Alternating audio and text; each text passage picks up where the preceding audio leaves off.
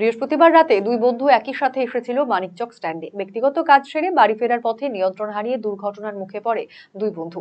ঘটনাটি ঘটেছে মানিকচকের ডোমহাট মোড়ে। জানা গিয়েছে, নিয়ন্ত্রণ হারিয়ে পরপর একটি খুঁটি, একটি দেওয়াল এবং একটি ওষুধের দোকানে সজোরে ধাক্কা মারে তাদের বাইকটি।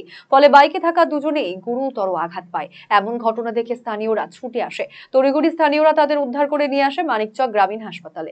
কর্তব্যরত চিকিৎসক একজনকে মৃত বলে জানান। মৃতের নাম সুশান্ত মণ্ডল। অপরজনকে রাতেই স্থানান্তরিত করা হয় মালদা মেডিকেল কলেজ ও হাসপাতালে। ঘটনার খবর পেয়ে ছুটে আসে মানিকচক থানার পুলিশ। শুক্রবার মৃতদেহটি ময়নাতদন্তের জন্য মালদা মেডিকেল কলেজ ও হাসপাতালে পাঠানো হয়। এদিকে এই যুবকের মৃত্যুতে কান্নায় ভেঙে পড়েছেন পরিবারের লোকজন।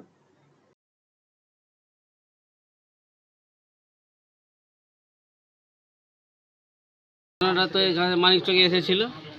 মানিকচক থেকে এসে কোথায় কোথায় ঘুরেছে না ঘুরেছে জানি না। বাড়ি যাওয়ার সময় স্ট্যান্ডে, ডোমহাট স্ট্যান্ডে কোনো বাচ্চাকে না কোনো মানুষকে বাঁচাতে যেয়ে বাম দিকে ঠুকেছে। কিসে ঠেকেছে? প্রথমে ওই বাঁশে ঠুকেছে, বাঁশের খুঁটিতে ঠুকেছে। ওখান থেকে পেরিয়ে যেয়ে তারপরে ওই ইটে মানে ওই হার্ডওয়ারের দোকান যে আছে ওর দেওয়ালে ঠুকেছে। ওর দেওয়াল থেকে ঠুকে দিয়ে তারপরে একজন চায়ের দোকানে ঠুকেছে।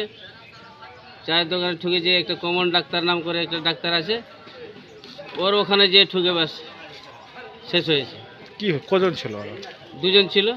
আমার ছেলেটার সুশান্ত নাম মণ্ডল, ওই ছেলেটার সাথে সাথেই ওখানে ডেথ হয়ে গেছে। আপনার ছেলের নাম কি? সুশান্ত মণ্ডল। আপনার ছেলে মারা গেছে? মারা গেছে।